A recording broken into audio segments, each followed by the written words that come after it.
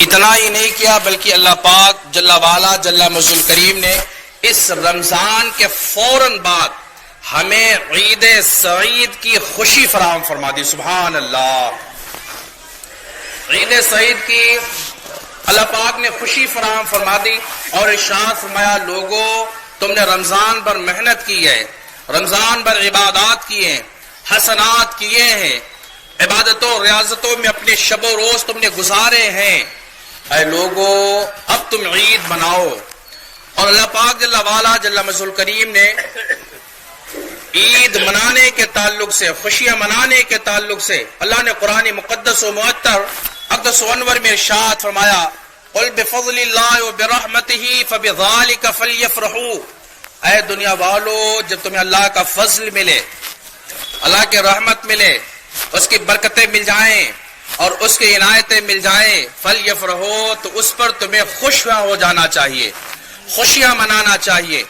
یہ عید سعید ہے. آج کے دن ہمیں خوشیاں منانے کا حکم اللہ پاک جل وعلا نے دیا اور آج کے دن خوشیاں منانا یہ مستحب ہے, فرض نہیں ہے آپ پہ, واجب نہیں, مستحب ہے. بعض اللہ والے ایسے بھی ہوئے جنہوں نے عید کی خوشیاں تو کجا اللہ کی یاد میں, اس کے خوف میں, اس کے ڈر میں, اللہ پاک جل وعلا کی خشیت میں اتنا روتے تھے, اتنا روئے ہیں جناب والا کہ ان کی عیدیں کہاں ہوئی ہیں. وہ تو اللہ کے عز و جل کے ڈر و خوف میں ہر وقت لرزہ برندام رہتے تھے, روتے رہتے تھے. لیکن بات یہ کرنی کہ حضرات عید سعید کا یہ متبرک موقع ہمارے ہاتھ آ جایا ہے. پتہ نہیں آنے والے سال ہمیں اللہ زندگی دیتا یا نہیں, ہمیں عید سعید ملتی ہے یا عید سعید ہمیں نہیں ملتی. عید کے پیغام کیا ہے, عید کہ جب ایام آ جائیں تو ہمیں کرنا کیا چاہیے, عید سعید کا مقصد کیا ہے اور ہماری زندگیوں کا مقصد کیا ہے. آؤ پوچھے قرآن مقدس و معطر سے, اللہ پاک جل وعلا جل مجدہ کریم کے اس قرآن مقدس سے جو ہماری طرف بھیجا گیا, منزل من السماء ہے, منزل الی قلب رسول اللہ ہے, جو اللہ کے رسول کے دل پہ نازل ہوا ہے, جو ہمارے لیے آئیڈیل ہے, ہمارے لیے نمونہ ہے. ہمارے کھانے پینے کا طریقہ اس قرآن نے بتایا ہے, ہمیں چلنے پھرنے کا طریقہ اس قرآن سے ملا ہے, ہمارے جینے کا مداوع قرآن ہے, ہمارا سلیقہ قرآن ہے, ہمارا ذریعہ معاش بھی قرآن ہے اور ذریعہ نجات بھی قرآن مقدس ہے. اسی قرآن سے پوچھے قرآن تو اللہ کی کتاب ہے, تو بہتر ہے, افضل ہے, تمام کتابوں میں اعلیٰ ہے. تو یہ رہنمائی فرما دے, تو یہ بتا دے کہ ہماری زندگی کا مقصد کیا ہے, ہمیں اللہ نے کیوں پیدا فرمایا ہے, موت اور حیات کا مقصد کیا ہے, موت کیوں دیتا ہے, زندگیاں کیوں دیتا ہے, اور اللہ نے کیوں ہمیں زندگی عطا فرما دی ہے. تو قرآن پاک میں اللہ عز و جل جل مجدہ کریم رب کائنات ارشاد فرماتا ہے کہ خلق الموت والحیات لیبلوکم ایکم احسن عملا, کہ ہم نے تمہیں زندگی اس لیے دی ہے, اس دنیا پہ اس لیے بھیجا تاکہ آزمایا جائے, تمہاری جانچ ہو سکے, تمہیں آزمایا جا سکے کہ تم میں سے کون اچھے عمل کرنے والا ہے اور کون برے کرداروں میں پھنسنے والا ہے, کن کن لوگوں نے اچھے اعمال کر کے اپنے مولا کو راضی کر لیا ہے, اور کون کون ایسے لوگ ہیں جو بد اعمالیوں میں پھنس کر کے, شیطانی پھندوں میں پھنس کر کے, الجھ کر کے اپنے آپ کو تباہ و برباد کر لیا ہے. کتنے ایسے لوگ ہیں جو اپنے مولا کی رضا چاہتے ہیں, کتنے ایسے لوگ ہیں جو رب کو ناراض کر بیٹھے ہیں. یہ اللہ پاک جل وعلا جل مجدہ نے قرآن مقدس اور معطر کے اندر فرمایا تمہاری زندگیوں کا مقصد یہ. حضرات اپنی زندگی لائب میں, کھیل و کود میں, کھیل و تماشے میں گزارنے والوں, کان کھولیں اور سنیں یہ بات. اللہ نے تمہیں فرما کیا رہا ہے, اللہ عز و جل کا مقصد کیا ہے, اللہ عز و جل نے تمہیں پیدا کیا, اس کا مقصد اصلی کیا ہے. اللہ نے تمہیں عید سعید عطا کیا, اس کا مقصد کیا ہے. اللہ نے تمہیں رمضان دیا, اس کا مطلب کیا ہے. اے لوگو تم ملوث ہو گناہوں میں, حالانکہ رسول گرامی وقار, رسول کردگار, نائب پروردگار احمد مجتبی محمد علی مصطفیٰ علیہ تحیۃ الثناء صلی اللہ تعالی علیہ وسلم کا فرمان ہے. مصطفیٰ فرماتے لوگوں اگر اللہ کو تمہیں عذاب دینا ہوتا، اللہ تم پر عذاب نازل کرنا چاہتا تو تمہیں رمضان مقدس جیسا مہینہ کبھی نہ عطا فرماتا. یہ اللہ کا لاکھ لاکھ شکر احسان ہے، یہ رب کا ہم پر لطف ہے، اس کی عنایت ہے، اس کا کرم ہے. رحم کتنا فرما رہا ہے، مہربانیاں تم پہ کتنی فرما رہا ہے. وہ کہتا لوگوں ہم نے تمہیں رمضان دے دیا، اب تم پر عذاب نازل نہیں فرمائیں گے. یہ تمہارے رب کی مہربانیاں ہیں، اور سوچو تم نے اس کے ساتھ کیا کیا ہے. اللہ فرماتا فذکرونی اذکرکم، اے دنیا والو ہم نے تمہیں پیدا کیا ہے، ہم نے تمہیں رزق دیا ہے، ہم نے تمہیں اولاد عطا کی ہے، ہم نے کائنات کے ذرے ذرے تمہیں دیے ہیں، ہم نے کائنات کی تمہیں خوشی عطا فرما دی، ہم نے تمہیں ہر مصیبت و بلا سے محفوظ رکھا، یہ میرا کام ہے. ہم نے تمہیں دولتوں کے انبار لگا دیے، ہم نے تمہارے لیے ثروتیں اور احسانات عظیم فرما دیے.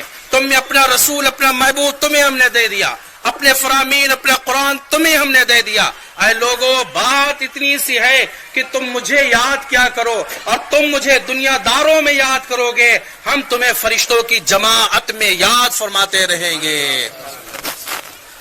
اللہ اکبر. یہ عید سعید کا معاملہ ہے. ملت کا بابو عید کا مقصد و معیار یہی ہے کہ ہم اللہ رب العزت کو نہ بھولیں، اللہ کے احسانات کو نہ بھول سکیں. عید کا یہ معاملہ نہیں کہ ہم جناب والا خوشیاں مناتے رہ جائیں، غربت میں تڑپتے رہ جائیں. عید سعید کا یہ مطلب نہیں کہ تم اچھے اچھے لباسوں میں ملبوس ہو کر کے عیدگاہوں کی سیر کرتے رہو، تفریح کرتے رہو، بازاروں کی رونق بنتے رہو. احباب گرامی وقار لوگوں یہ تمہارا مقصد نہیں ہے. تمہارا مقصد یہ عید سعید کی نماز پڑھنے سے پہلے یہ بھی دیکھنا ہوتا ہے کہ کوئی غریب میری وجہ سے بھوکا و پیاسا تو نہیں تڑپ رہا ہے، کوئی غریب ایسا تو نہیں جس کے گھر میں جناب والا چولہا تک روشن نہ ہوا ہو، کوئی ایسا تو نہیں جو پھٹے پرانے لباس میں ملبوس ہو. شاعر کہتا ہے کہ لیس العید لمن لبس الجدید، لیس العید، شاعر کہہ رہا ہے کہ لیس العید، عید اس کے لیے نہیں ہے، من لبس الجدید، جس نے نئے نئے لباس پہن رکھے، نئے نئے جس نے کپڑے پہن لیے، اس کے لیے عید سعید نہیں ہے، اس کے لیے عید نہیں ہے. اس کے لیے عید نہیں ہے کہ نئے کپڑے پہن لینا، اچھے اچھے کپڑے پہن لینا، عطروں میں ملبوس ہو لینا، سروں پہ صافے عمامے باندھ لینا، یہ عید نہیں ہے. ان العید لمن خاف، لیکن عید اس کے لیے ہے جو اللہ پاک عز و جل سے ڈر گیا، جو اللہ کا خوف نے سینے میں بٹھا کر کے رکھا ہے، یہ عید اس کے لیے ہے. حضرت سیدنا عمر فاروق اعظم رضی اللہ تبارک و تعالی عنہ، کون عمر فاروق اعظم ہے؟ وہ عمر فاروق اعظم رضی اللہ تعالی عنہ ہیں جن کے تعلق سے نبی کون و مکان تمہارے ہمارے نبی صلی اللہ علیہ وسلم نے ارشاد فرمایا جسے جنتی دیکھنا ہے وہ عمر کو دیکھے. یہ عمر ہے جنتی ہے، یعنی مصطفیٰ نے جس کو اپنی حیات میں، اپنی زندگی میں جنت کی بشارت عطا فرما دی ہے وہ عمر ہے. کون عمر ہے؟ وہ عمر ہے جس کو دیکھ کر کے شیطان جناب والا راہ فرار اختیار کر لیتا ہے، شیطان بھاگنے پر مجبور ہو جاتا ہے. وہ عمر فاروق اعظم رضی اللہ تعالی عنہ ہے. کون عمر فاروق اعظم؟ وہ عمر فاروق اعظم ہے جو عشرہ مبشرہ میں سے، عشرہ مبشرہ یعنی کہ وہ 10 افراد جن کے تعلق سے آقا صلی اللہ علیہ وسلم نے جنت کی بشارت عطا فرمائی تھی کہ یہ 10 حضرات صحابہ کرام ہیں، یہ جنتی ہیں، ان کے لیے کوئی معاملہ اور نہیں ہے، یہ اللہ پاک جل وعلا ان کو جنت کے اندر داخل فرما دے گا. وہ عمر رضی اللہ تعالی عنہ ہیں. صحابہ کرام رضوان اللہ تعالی علیہ مجمعین حضرت عمر فاروق اعظم رضی اللہ تعالیٰ عنہ کے کاشانے پہ داخل ہوئے، عمر کے گھر پہ گئے، اور جب حضرت عمر کے گھر پہ داخل ہوتے دروازے پہ دستک دی تو دیکھتے کیا کہ عید سعید کا معاملہ ہے. ساری دنیا خوشیاں منا رہی ہے، عالم اسلام خوشیوں میں جھوم رہا ہے، سب کے چہروں پہ بشاشت ہے، سب کے چہروں پہ ہنسی جھوم رہی ہے، سب ایک دوسرے سے گلے مل رہے ہیں، ایک دوسروں کو مبارکباد دے رہے ہیں. لیکن بد کا خلیفہ 22 لاکھ مربع میل پہ 22 لاکھ مربع میل پہ حکومت کرنے والا وہ عمر جس کے تعلق سے مصطفیٰ نے جنتی ہونا قرار دیا ہے، جس کو جنت کی بشارت نبی نے تمہارے دے دی تھی، اس عمر کا عالم یہ ہے کہ وہ اپنے گھر کے اندر قید ہے، دروازے بند کر رکھے ہیں اور گریہ وزاری کر رہا ہے، رو رہا ہے، چیخیں نکل رہی ہیں۔ لوگوں نے دروازے پہ دستک دی، کہا عمر یہ آج رونے کا دن تو نہیں ہے، آج تو یہ خوشیاں منانے کا دن ہے۔ عمر تم رو کیوں رہے ہو؟ وجہ کیا ہے؟ عمر رونے کا سبب کیا ہے؟ آج خوشیاں مناؤ۔ حضرت عمر کہتے لوگوں خوشیاں وہ منائے جس کے لیے خوشی کا دن ہو۔ تو لوگوں نے کہا آج تو خوشی کا دن ہے، یوم العید ہے، خوشی منانے کا دن ہے۔ وہ عمر کہتا ہے ھذا یوم العید و یوم الوعید، ہاں لوگوں یہ دن عید ہے اور یہ خوشی منانے کا بھی دن ہے اور یہ اللہ سے ڈرنے کا بھی دن ہے۔ اے لوگوں آج اگر اللہ سے ڈرے نہیں تو پھر کب ڈرو گے؟ اللہ پاک جل والا کی خشیت نہ دل پہ بٹھا پائے تو کب بٹھاؤ گے؟ عمر کہتے ہیں لوگوں ہم تو اس بات سے ڈر رہے ہیں، ہم تو اس بات سے خوف زدہ ہیں کہ پتہ نہیں اللہ نے ہماری عبادتوں کو قبول کیا کہ نہیں کیا ہے، ہمارے روزے قبول کیے یا نہیں کیے۔ کہ لوگوں عید اس کے لیے ہے جس کے اللہ نے عبادتیں قبول کر لی ہے، یہ عید کا دن اس کے لیے ہے جس کے روزے اللہ نے قبول کر لیے، یہ عید کا دن اس کے لیے ہے جس کے صوم و صلات اللہ نے قبول کر لیے، جس کے صدقات اللہ نے قبول کر لیے، جس کے فطرات اللہ نے قبول کر لیے۔ لوگوں عید کا دن اس کے لیے ہے جس سے وہ مالک حقیقی رب کونین اللہ پاک جل والا جل مجل کریم راضی ہو گیا ہے۔ یہ عید اس کے لیے ہے جس سے رب راضی ہو گیا ہے اور جس سے رب ناراض ہو گیا، جس سے رب خفا ہو گیا، جس کی نمازیں، جس کے روزے، جس کی زکاتیں، جس کی عطیات، جس کے ہدیات، جس کا حسنات کو اللہ پاک جل وعلا نے مردود کر دیا ہو اور جس کا مردود کر کے اس کے منہ پر اس کی نمازیں مار دی گئی ہوں، اس کے منہ پہ اس کے روزے مار دیے گئے ہوں، اس کے لیے عید کا دن کیسے ہوگا؟ اس کے لیے عید سعید ہے، عید وعید ہے، آج رونے کا دن ہے، مجھے رو لینے دیا جائے۔ اے لوگوں دنیا والو تم کہتے ہو عید سعید مناؤ، خوشیاں مناؤ، لیکن وہ عمر ہے جو پیارے عید سعید کے دن میں رو رہا ہے کہ کوئی بھوکا نہ رہ گیا ہو، میری سلطنت میں کوئی پیاسا نہ رہ گیا ہو، میری وجہ سے کسی کو تکلیف نہ رہ گئی ہو۔ عمر گھر سے نکلتا تو سب سے معافی مانگ رہا ہے۔ ملت کے بابو کنگالو اپنے آپ کو اور جھجوڑو اپنے آپ کو اور دیکھو کتنے لوگ اس میں افراد بیٹھے ہیں جو آج گھر سے نکلے رب کی رضا حاصل کرنے کے لیے، اللہ کو خوش کرنے کے لیے، انہوں نے جناب والا ایک بھی آنسو اپنے بہایا ہو، کوئی اس میں ایسا نہیں ملے گا۔ کیوں جناب والا؟ تمہارے دلوں کی غیرتیں کیا ہوئی ہیں؟ غیرت ایمانی کیا ہو گئی ہے؟ خشیت خدا کہاں چلی گئی ہے؟ رونے والے اتنا روتے تھے یاد خدا میں اور خوف خدا میں۔ حضرت امام اعظم ابو حنیفہ رحمۃ اللہ تعالی علیہ وقت کا امام ہے۔ آج ہم نماز عید پڑھ رہے ہیں، امام اعظم کے بتائے طریق پر پڑھیں گے۔ آج ہم نے نماز عید ادا کرنا ہے، یہ امام اعظم ابو حنیفہ رضی اللہ تعالیٰ عنہ کے بتائے ہوئے راستے پہ ہم نے ادا کرنا۔ ملت کا احباب سوچ کے رکھو، حضرت امام اعظم ابو حنیفہ رحمۃ اللہ تعالیٰ علیہ ایک بزرگ فرماتے ہیں کہ ہم کوفہ کی جامع مسجد میں پہنچ گئے، ذات جایا کریں۔ کوفہ کی جامع مسجد میں پہنچے، بزرگ فرماتے ہیں کہ ہمیں کونے میں بیٹھ گئے، صرف اس غرض سے گئے تھے کہ دیکھیں وقت کا امام اعظم ابو حنیفہ ہے، اس کے شب و روز کیسے گزرتے ہیں، اس کے ایام کیسے گزرتے ہیں، اس کی راتیں کیسے گزرتی ہیں۔ اور پہنچے جب کہتے کنارے ایک مسجد کے کونے میں ہم بیٹھ گئے وہ حضرت امام اعظم ابو حنیفہ رحمۃ اللہ تعالی علیہ عشاء کی نماز ادا کی۔ عشاء کی نماز پڑھنے کے بعد گھر پہ گئے، عالمانہ لباس جو پہنے تھے، سر پہ صافہ مبارک تھا اور کرتا و پاجامہ وہ شان و شوکت کا پہنے ہوئے تھے۔ حضرات عشاء کی نماز پڑھائی، دن بھر عالمانہ شان میں رہتے، اللہ اکبر کبیرن کبیرہ۔ گھر پہ پہنچے، عالمانہ لباس اتار کر کے رکھ دیا، غلامانہ لباس پہنا ہے، پھٹے پرانے کپڑے پہن لیے ہیں اور مسجد تشریف لے آئے۔ مسجد کے کونے میں کھڑے ہو کر کے رب کے حضور میں گریہ وزاری کرنے لگ گئے، اتنا روتے ہیں کہ داڑھی مبارک آنسوؤں سے بھیگ جاتی ہے۔ وہ امام اعظم ابو حنیفہ رحمۃ اللہ تعالی علیہ، اللہ اکبر، جس کے آگے امام بھی سر دست بستہ ہے، وہ امام اعظم ابو حنیفہ جس کے آگے حکمران بھی گھٹنے ٹیکنے پر مجبور ہو جاتے ہیں۔ اتنا بڑا امام اعظم ہے جس نے مسائل شرعیہ قوم کے حوالے کر دیا ہے، اس کی گریہ بزاری کا عالم ہے۔ ایسے داڑھی اپنی مبارک یا داڑھی مبارک ایسے پکڑتے ہیں اور پکڑنے کے بعد اس کو ہلاتے ہیں اور کہتے ہیں مالک و مولا تیری روئے زمین پہ اتنے درختوں کے پتے نہیں ہیں جتنے امام اعظم کے گناہ ہو گئے ہیں۔ الہ العالمین تیری روئے زمین پہ مٹی کے اتنے ذرات نہیں ہیں جتنی گناہ امام اعظم کے ہیں، ابو حنیفہ کے ہیں۔ الہی اے مولا اگر یہ امام اعظم بخش دیا گیا حشر کے میدان میں تو پھر تعجب کی بات ہوگی۔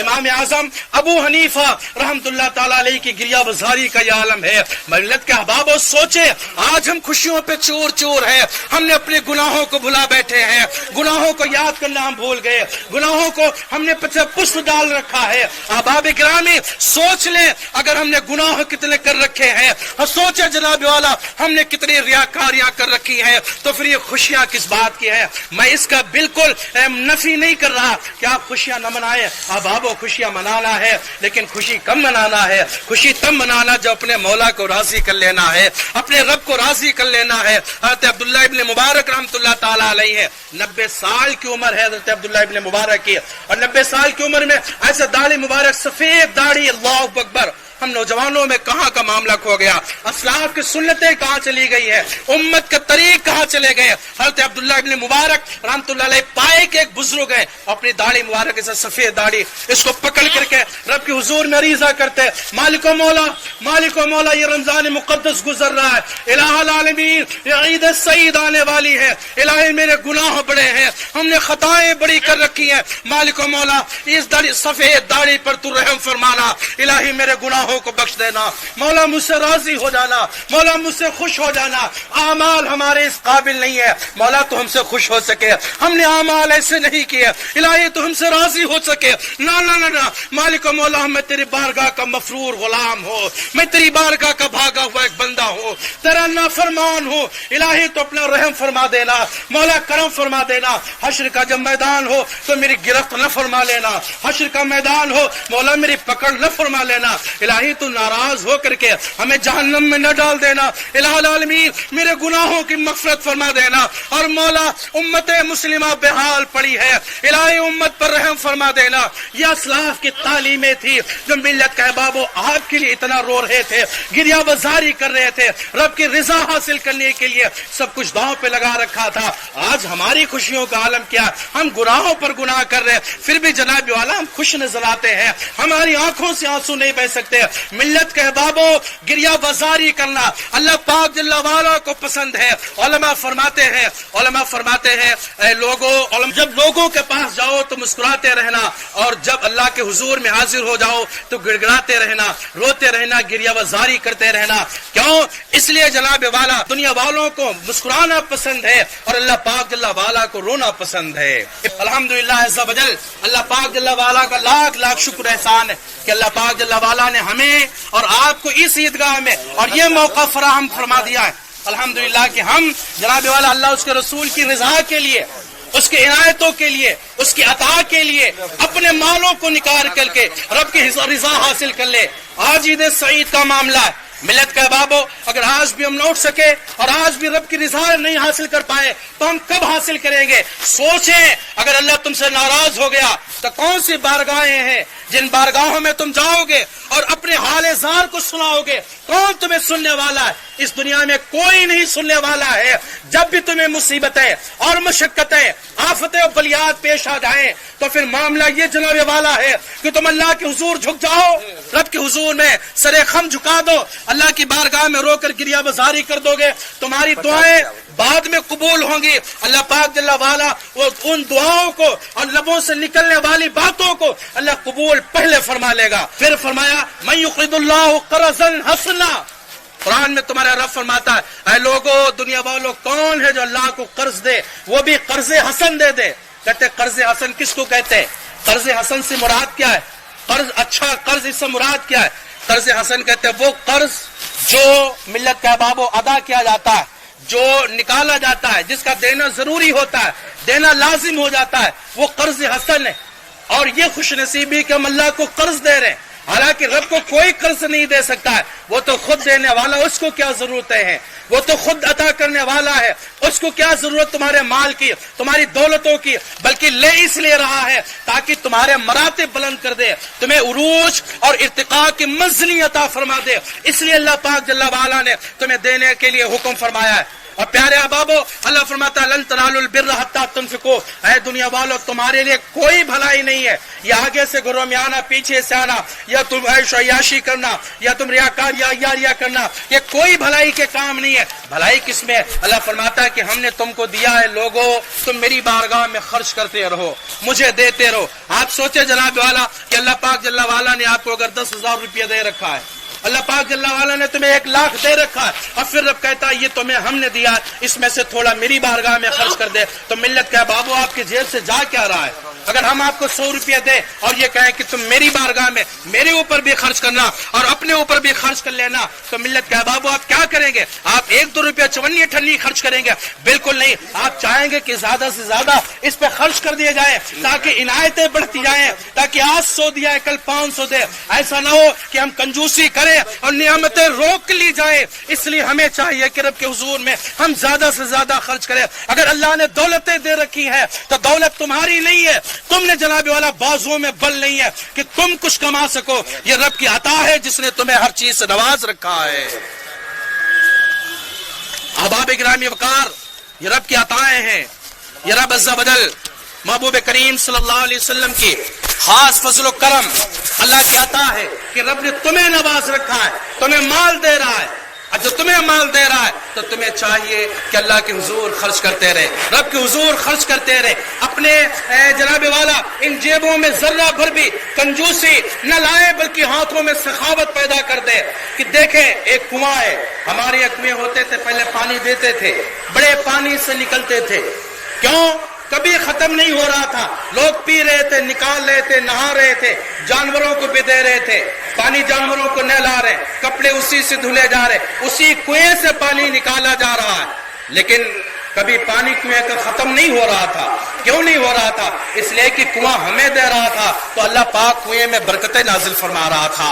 لیکن کنویں نے جب سے ہمیں دینا بند کر دیا ہے، کنویں نے اپنا فیض جاری کرنا روک لیا، اللہ نے اپنا فیض دینا کنویں کو بند کر دیا اور سارے کنویں سوکھ چکے ہیں، کنویں سوکھ چکے۔ ملت کے بابو، ہماری مثال بالکل ایسے ہی ہے، اگر ہم رب کے حضور میں خرچ کرتے رہے، اللہ کی بارگاہ میں دیتے رہیں گے، اللہ پاک عنایتیں ہم پہ کرتا رہے گا، اللہ ہمیں دیتا رہے گا، اور ہم نے اگر ہاتھوں کو روک لیا ہے تو آپ یہ سمجھیں کہ اللہ پاک جل وعلا کہیں اگر اپنے فضل کو، اپنی رحمتوں کو ہم سے روک لے گا تو ہم کس کے در پہ جائیں گے؟ کون ہمیں دے گا؟ پھر تو جناب والا ہم پریشان حال ہو جائیں گے۔ اللہ کے حضور ہی ہیں، ہم عریضہ پیش کرتے رہتے ہیں، مالک و مولا تو ہی تو ہے ہر شے دینے والا، مالک و مولا تو ہی تو ہے ہمیں رزق دینے والا، تو ہی تو ہے اولادیں دینے والا۔ یہ نعمتیں اللہ نے دے رکھی ہیں، حضرات ان نعمتوں کو برقرار رکھنا ہے۔ نعمتیں کیسے برقرار رکھی جائیں گی؟ اسی اعتبار سے رکھی جائیں گی جیسا فرامین اللہ پاک جل وعلا نے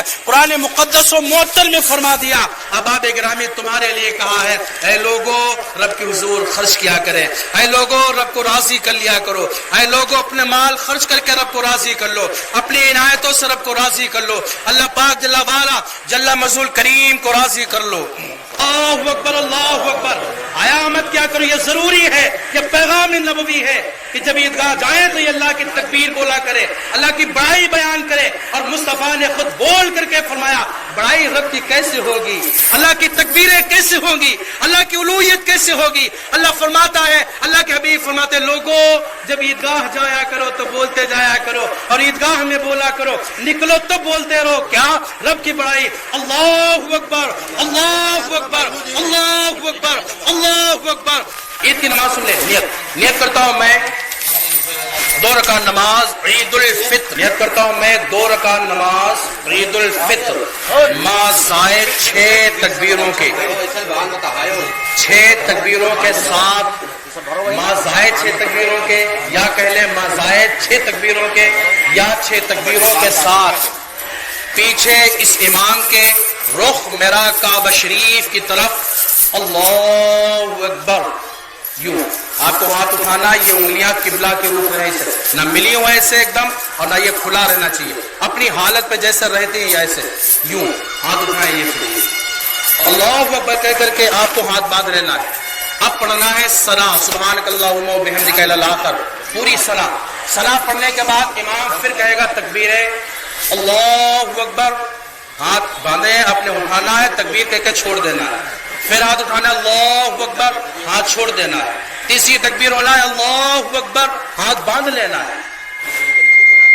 دوسری رکعت پھر آئے گی، پھر سورہ فاتحہ اور کوئی سورت پڑھی جائے گی، اس کے بعد امام پھر کھڑا ہوگا، تکبیریں نہیں ہوگی، سورت پڑھے گا کوئی اور سورہ فاتحہ پڑھے گا، کوئی سورت پڑھے گا، اور رکوع میں جانے سے پہلے امام پھر تکبیر کہے گا اللہ اکبر، ہاتھ اٹھانا ہے چھوڑ دینا ہے، پھر اللہ اکبر، ہاتھ اٹھانا ہے چھوڑ دینا ہے، پھر اللہ اکبر، ہاتھ اٹھانا ہے چھوڑ دینا، یہ 3 بار ہو گیا۔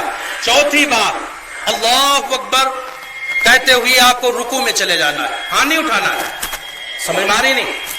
پہلی تکبیر دیکھو، جہاں پر کچھ پڑھنا ہے، جس تکبیر کے بعد کچھ پڑھنا ہے وہاں ہاتھ باندھنا ہے، اور جس تکبیر کے بعد کچھ پڑھنا نہیں ہے وہاں پہ ہاتھ چھوڑ دینا ہے۔ آپ اس کو آسانی میں ایسے سمجھ لیں، پہلے تکبیریں ہوں گی اللہ اکبر 1، یہ تو تکبیر تحریمہ ہے، ہاتھ باندھنا ہے یہاں پہ، پھر تکبیر ہوگی اللہ اکبر چھوڑ دینا، پھر اللہ اکبر پھر چھوڑ دینا، پھر تیسری تکبیر اللہ اکبر ہاتھ باندھ لینا، 3 تکبیر ہو گئے زائد کی۔ ہاں دوسری رکعت میں پہلی تکبیر ہوگی زائد اللہ اکبر، پھر دوسری زائد اللہ اکبر، پھر تیسری زائد اللہ اکبر، اور چوتھی تکبیر ہاں نہیں اٹھانا، رکوع میں چلے جانا ہے۔ یہ ہے نماز کا طریقہ۔ پھر بعد نماز وہی پوری جیسے اور نمازیں، ایسے نمازیں پوری کرنا ہے، باقی بعد میں خطبہ سننا ہے، اور خطبہ سننا واجب ہے، اس خطبے میں حرکت کرنا جائز نہیں ہے، باتیں کرنا جائز نہیں ہے، ایک دوسرے کو چپ کرانا جائز نہیں ہے، واجب ہے پیارے۔ ایک مسئلہ یہ ہے کہ اگر کچھ لوگ دیر میں آتے ہیں، آئندہ کے لیے بھی یاد رکھنا، ہم نے تکبیریں ہماری چھوٹ گئی تینوں، ہم اس حال میں آئے کہ امام کو پایا رکوع میں، تو ہم کیا کریں؟ تکبیریں کہیں یا نہ کہیں؟ آدمی کنفیوز ہوتا ہے کہ ہم کریں تو اب کیا کریں؟ وہ رکوع میں جاتا ہے، امام کی ابتدا کر لیتا ہے، کام ختم۔ حضرات رکوع میں آپ اگر تکبیر کہہ سکتے ہیں تینوں تو جلدی سے تکبیر کہہ کر کے رکوع میں چلے جائیں امام کے ساتھ، لیکن یہ غالب گمان ہو جائے کہ امام تکبیریں کہوں گا اگر میں تو امام اٹھ جائے گا رکوع سے، تو بہتر یہ ہے کہ آپ رکوع میں جائیں، ہاتھ نہیں اٹھانا ہے وہاں، اور رکوع میں جاتے جاتے آپ کو 3 تکبیریں کہنا ہے، رکوع میں پہنچ کے 3 تکبیریں کہنا، اللہ اکبر اللہ اکبر اللہ اکبر، یہ تینوں تکبیریں آپ کو کہہ لینا، رکوع میں ہاتھ نہیں اٹھانا ہے۔ یہ ایک معاملہ ہے، ایک چھوٹ گئی ہے تو وہ کہہ لو۔ پھر دوسری رکعت میں آپ آئیں گے تو یہی حال، اگر پوری رکعت آپ کو چھوٹ گئی ہے تو پھر آپ کو کچھ نہیں کہنا، دوسری رکعت میں شامل ہونا ہے، اور جب اپنی پڑھیں گے تو بالکل ایسے ہی پڑھیں گے جیسے پہلی پڑھی جاتی ہے۔ آپ کو تکبیریں بھی کہنا ہے، سورت بھی پڑھنا ہے، اور سورہ فاتحہ بھی پڑھنا ہے، پھر اپنی نماز کو مکمل کرنا ہے۔ یہ مختصر سا طریقہ ہے، آپ اس کو یاد رکھیں اور اپنے احباب کو، اپنے بچوں کو سکھایا کریں یہ طریقے کہ نماز عید ہمیں پڑھنا ہے تو پڑھنا کیسے، اور یہ نماز عید الفطر واجب ہے، عید الاضحیٰ واجب ہے، سال میں 2 مواقع آتے آپ کو نماز پڑھنا پڑتی، عید الاضحیٰ کا موقع آتا اس میں۔ حضرات یہ ضروری باتیں آپ ان پہ غور کرنا، یہ نماز کا طریقہ اور نماز کا مکمل طریقہ ہو گیا ہے، مختصراً چھوٹا سا طریقہ۔ اب بتاؤ شریعت کیا بہت سخت ہے؟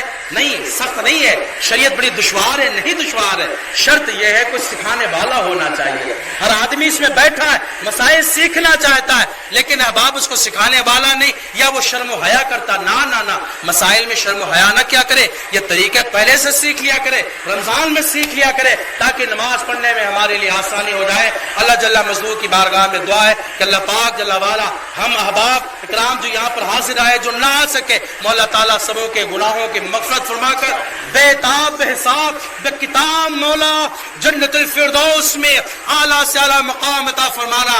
الہی عید کے دن ہم سب دعائیں کرتے، مولا تو ہماری خطاؤں کو معاف کر دینا، اور مولا تو ہم سے راضی ہو جانا، محبوب راضی ہو جائے، رب راضی ہو جائے، دنیا و آخرت جناب والا ہماری ایسے سمر جاتی ہے۔ رب کے حضور میں دعائیں کیا کریں، رب کے حضور میں گریہ وزاری کیا کریں، گھروں پہ بھی بتائیں، اپنے آپ سیکھ کر کے جائیں۔ اللہ جل مجدہ کریم ہماری خطاؤں کو معاف کرے۔ سارے لوگ مل کر کے ایک مرتبہ لا الہ الا اللہ